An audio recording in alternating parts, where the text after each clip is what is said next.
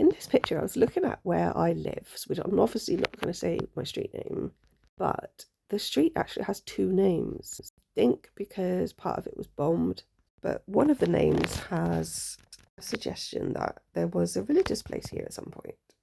So on the left-hand side, there's somebody riding on the back of some sort of creature.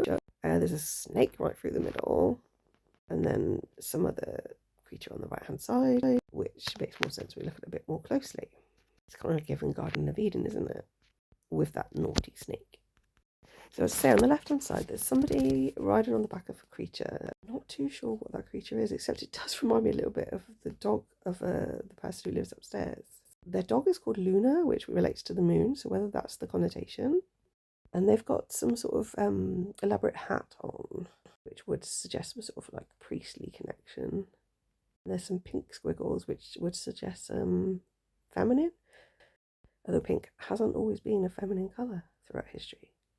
So the snake is coming down, but it looks almost like it's kissing the foot of the person or the whatever that is on the right hand side.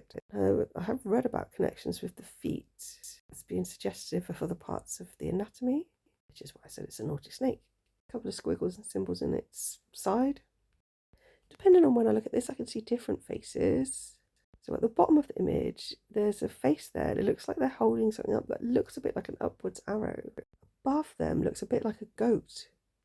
Their tongue hanging out and their horns.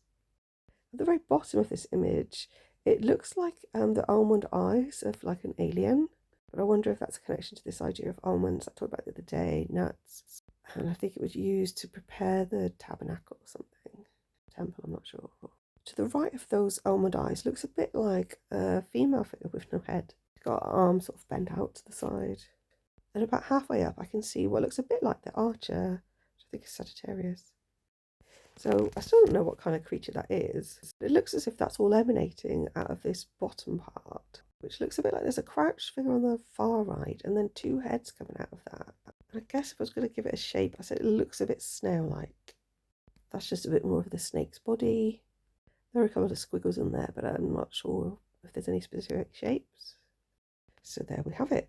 I think the figure on the left does indicate that there was something of religious significance here at some point. So I guess I'll have to keep digging for some more information about that. Thanks for listening, and please like and subscribe.